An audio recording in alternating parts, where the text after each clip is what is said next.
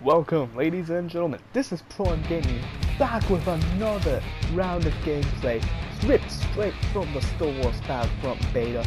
This is, however, unlike the other gameplay that was the Pod Assault, this is the AT-AT Walker Assault, the Battle of Hoth. This gameplay, I freaking loved this gameplay. I think this was a 3-time Luke or a 2-time Luke Skywalker hero tokens.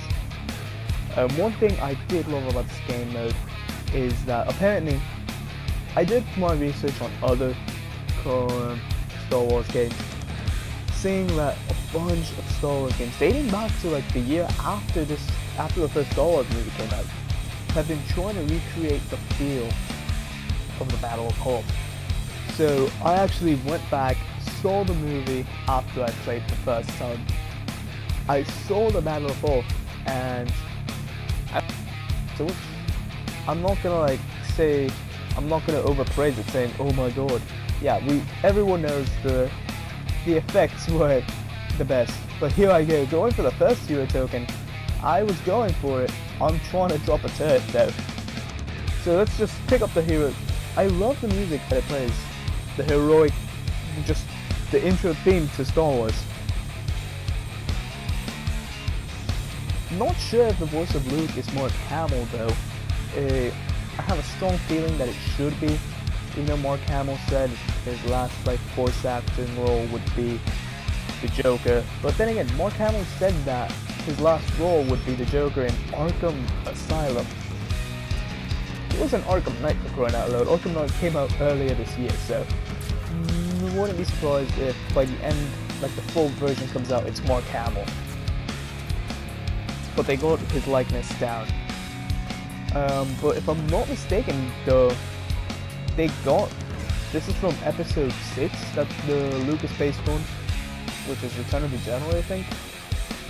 But yeah, I actually do like how he moves and everything. Pros about Luke: runs fast, jumps high. He's faster than Darth Vader by a lot.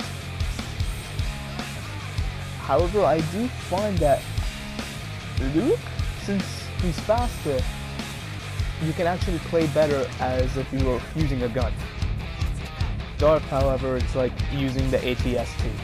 Honestly, I can't use Darth whatsoever. I do have another gameplay using Darth Vader. I used Darth in another gameplay that I will upload later this week, or maybe I might just upload it tomorrow, depending. Right now it's the 19th when I upload this video.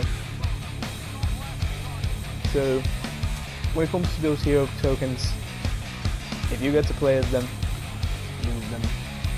The first time you get a hero token, you are not going to get a kill. Guaranteed. You won't get a kill because you're going to be in awe of how it looks. This gameplay, I do not remember if we win or not, but I have played on the AT-AT Walker Assault and won as the Rebels. It's doable. It's not impossible. You just have to play objectively. That's the one thing you have to do. You have to play objectively. If you don't play objectively, the Rebels will not win. You don't have to capture both bases. You can literally just capture one and keep the stormtroopers at bay. You see, there's Vader, so I use the Cypher Rifle. Cypher Rifles are bay. The only thing I don't find that's very useful of the Cypher Rifle is that I see that it's a little bit unbalanced, as the cooling down time is way too small. Cooldown time is way too small. That's the only bug that I see might bug some people when the game comes out if they don't increase the cooldown time. With the Cypher Rifle, you can get one shots for days if you shoot above the hip. Okay, that turret caught me way off guard, so I was playing peekaboo with it.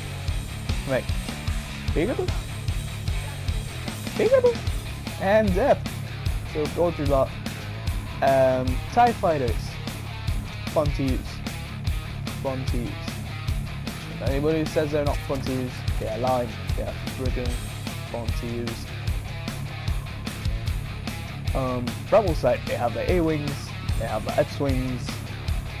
I'm trying to remember what the speeders are called. But yeah, the speedsters.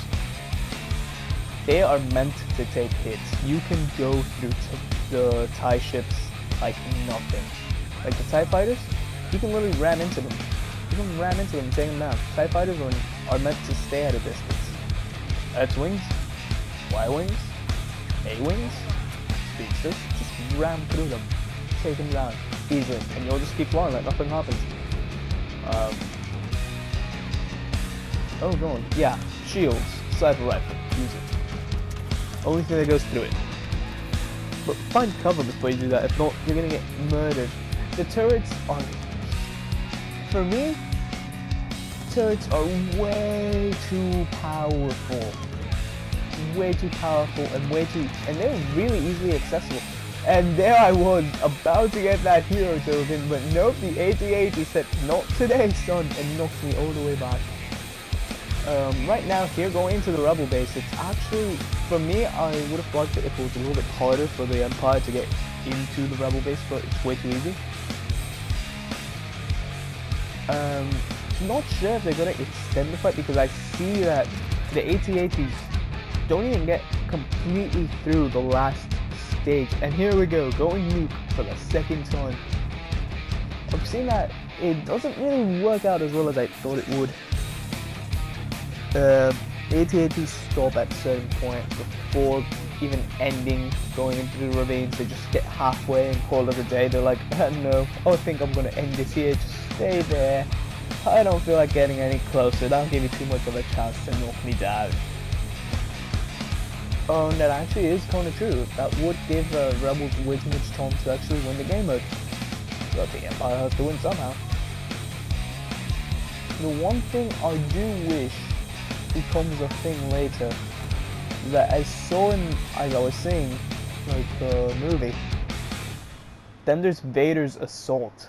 Right after they take that down, Vader just walks into the base, just starts slicing left and right. I want that to be in here. I want that battle to be a multiplayer experience. Kind of like they did with the Battle of Hope. Because the Battle of Hope, they've done so many, and I just face off with Vader right there. Take him down. And run away. You see how, then again, Vader probably had less health than me, but honestly, Luke, literally, if you know how to use Luke, you know how to go around Vader's slowness, you can take anyone down.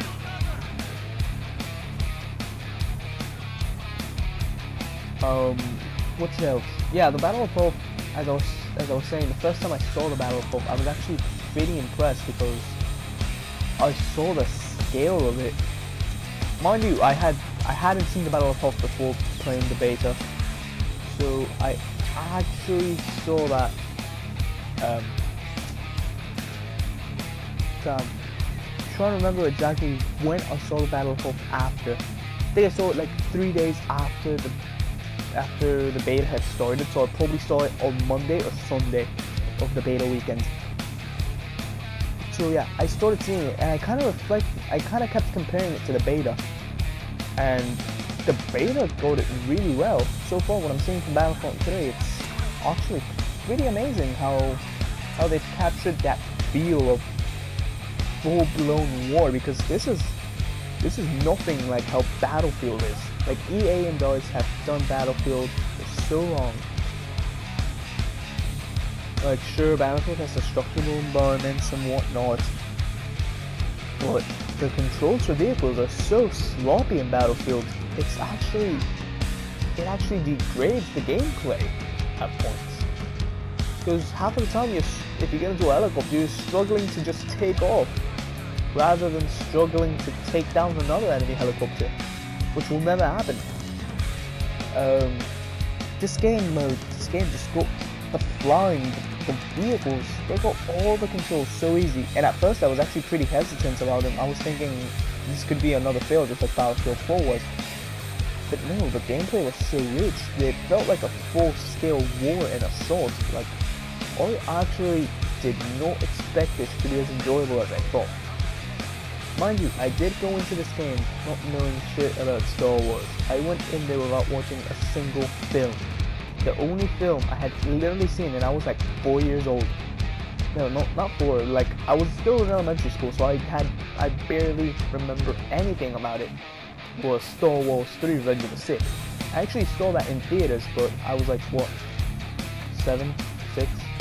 I didn't know what I was doing. I was watching a movie that everyone says is bad. It's like a 4-year-old walking into Twilight and regretting it immediately after walking out. So yeah, my first Star Wars experience wasn't the best. So Battle of Hope, compared it to this, it was great.